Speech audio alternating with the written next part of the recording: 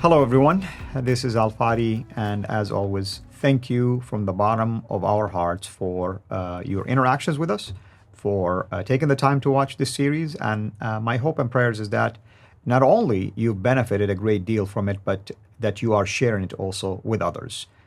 We give you our permission, of course, to download it and even share it on your own platforms. I mean, make sure you give credit at least to Dr. J and the work and the research that he is sharing with us to our channel. But we want you to know that this is for you to benefit from. And hopefully, if you're a Muslim, take us up on the offer to go and inspect even anything we've shared. Don't take our words for it. These days, it is so easy to find resources to either collaborate, or if you want to refute what we're saying, share it with us. Give us a chance to respond to any claim that you perceive to be a valid claim that could refute any of the data that we're sharing. Today we're going to talk about empires. Empires, at least in the region, in Arabian Peninsula, around that, and what do they say or tell about Mecca? With that in mind, I want to turn my attention now to Dr. J. Dr. J, what do empires, civilizations tell us about Mecca? Well, that's a good question. That's another $1 million question. This is another big gaping hole that we're going to bring up. We've been talking about the Standard Islamic Narrative, the hole in the Standard Islamic Narrative, coined by Dr. Yasser Qadi back in 2020, June 8th. And of course, the big difficulty that all Muslims are facing, and Yasser Qadi and everybody else, concerning Mecca is proof for it. They need to find proof for it. And because of the references, the enormous amount of references, both in the Quran, also in the traditions, that refer to this place called Mecca. It was there at the time of Adam and Eve. It was there in chapter 21 at the time of Abraham. It was 1900 BC, and it was also, according to the traditions, it's where Muhammad was born and grew up. It was where the Qibla was changed down to in 624. So therefore, all the mosques are supposedly facing there. We talked about that. We referenced the difficulty with the whole reference after reference of the prophets, up to 300 prophets that are buried there, and yet we can't find even one of them. And so we're now going and we're saying, okay, these are plural problems. We've looked at the maps, couldn't find them on any maps at all from the time of Ptolemy in the 2nd century. We went to the trade route. We looked and saw what Patricia Crone did by debunking the trade route theory that was introduced back in the last century by Montgomery Watt. And then we went and looked at the sea route theory and showing that the sea route theory only existed on the western side of the Red Sea, on those 5 ports. So you can see the dilemma for Muslims. They've got to try to find some reference point that would show that Mecca did exist, and they are trying frantically to do so. Well, here comes another one, and that is the whole suggestion that if Mecca was there and it was that old and it had been around for that long and it had so much importance and it was controlling all the trade, north, south, east, and west. That's what traditions tell us. That's what Muslims tell us. The Standard Islamic Narrative is very clear that from the north to the south, that means from Gaza down to Yemen, from Egypt all the way over to Syria and Jordan and Iran, all the way to India, all the trade had to go through Mecca. It was a center trade. That's why Muhammad was important. That's why Khadija, who is a trader, was important. So therefore, the trade routes have to go through. If their trade routes are going through, they're going through empires. They're going through where people live. They're going through civilizations. So the next step we need to do in this search for reference to Mecca or its existence is to ask those peoples from these empires. But I don't want to talk about empires that are far away. I just want to look at the empires that are close by. All those empires that were surrounding what is today Mecca. Let's ask those empires what they know about this place called Mecca. Because certainly someone in those empires had trade with them. If you have trade, that means you have contact. If you have contact, it means you write down who you're trading with. You write down the name of the city. You write down the people who are living in that city. You write down references to what you sell in goods. You have to have receipts. And in all those receipts, the name Mecca should be there since it's the center of all this trade, right? So let's go back to the slide and let's go look at a modern day map of Mecca today. So this is a Google map, and there you can see Mecca where the green star is. And let's ask this question. Was Mecca known? If Mecca was the oldest city in the history of mankind, then someone, somewhere in the areas who are trading with it, surrounding it, should have heard of it, right? Let's look at those and let's ask those empires which were in that area. I'm not looking long way. I want to look at just the ones in that area. And so the first empire I'm going to put up is Saba. Saba, which is the Sabaeans down in the south. Saba, yeah. So they would have had trade because they would have gone through Sana'a and Najran, up to Taif, up to down to Mecca, up to Yathrib, because that's where the trade went. That's on the Western Plateau. Not one reference. Look at all the Sabaean documents up until the 7th and 8th century. No reference to Mecca. What about Himyar? Himyarites, which are just a little further south. That's where Aden is. Wouldn't they have had it? Since the trade would have started at Aden, they would have certainly had reference, contact with Mecca. Not one word. Well, let's go over to the east. What about the Eastern Arabia? Eastern Arabia, they should have had some kind of trade. They should have known about this place. It's just right across the peninsula from them. Certainly they would have known about Mecca. Not one word. Well, don't start about east. Let's go even closer. Let's go to Western Arabia, where actually Mecca exists.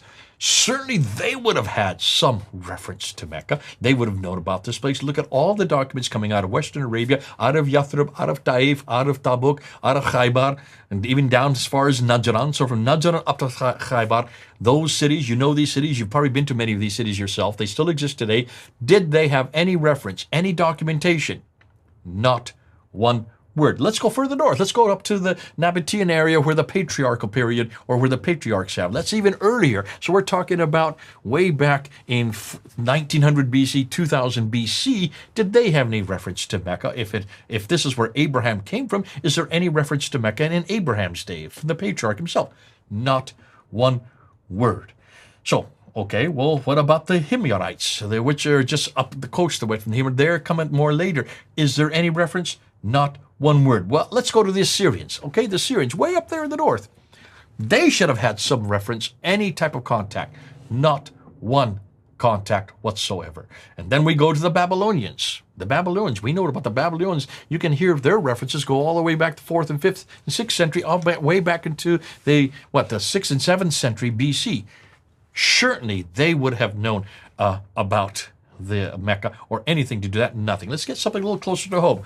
What about central Western Arabia, where Tema is? Because Tema was also a very important place during that period. Did they have any contact with Mecca? Not one word. And then we're going to go here to the Persian period, the Persian area. So can we see any place there that has any reference to Mecca? Not one word. And then way up to the Roman Empire. The Roman Empire, did they have any contact with Mecca? Not one word. No one had heard of any place called Mecca. Not one of them had heard of Mecca. Just look at that. I mean, just look at the panoply of red circles and also red rectangles. Certainly someone somewhere should have known about Mecca. We can't find any reference.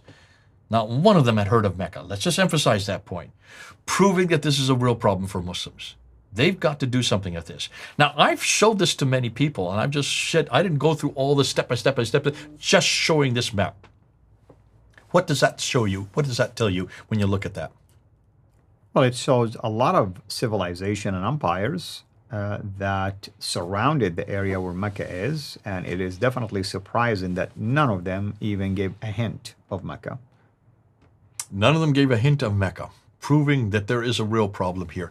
And I think for Muslims, and I'm talking to Muslims right now, if you're going to continue to suggest that this is the oldest city in history, if you're going to continue to suggest that this is the city that Adam and Eve were thrown down to out of the Garden of Eden, if you're going to continue to suggest that this is where Abraham was there, going into the Kaaba, destroying the idols, and also throwing Hagar out of Mecca out into the desert, if you're going to suggest this all happened there in Mecca, you're going to have to start questioning these empires. You're going to have to start questioning these civilizations, because they should have known about this place.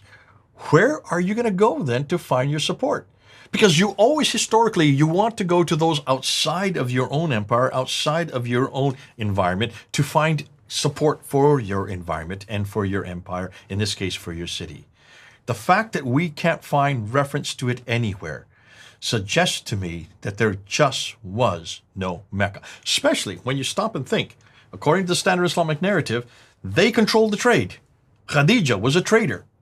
Muhammad worked for her as a trader. Where did they trade to? All the way up as far as Gaza in the north. You have reference after reference going up to Gaza, coming back at the Battle of Badr. What those Medinans who were coming back, the Qurayshi tribe, where were they coming from? From Gaza in the north. They were coming back down to Mecca. If they were way up in Gaza, look where Gaza is way up in the Mediterranean, up where Jerusalem is. Right. If they were way up there, and that means everybody up in Gaza should have known about Mecca. Certainly they would have spoken about it. Certainly there would be receipts of their trade. Certainly there would be documentation about this place called Mecca. Right. Not one word. Amen. Thank you so much. And by the way, folks, when you watch this video series, and especially this particular video, certainly we are going to continue with our basically critical assessment of early Islamic history and the Standard Islamic Narrative. Now, we are hopeful that by the time you get to this video, that more actually videos have been produced to continue this series, because this series will take a large number of videos. This is number 21, just to be specific here.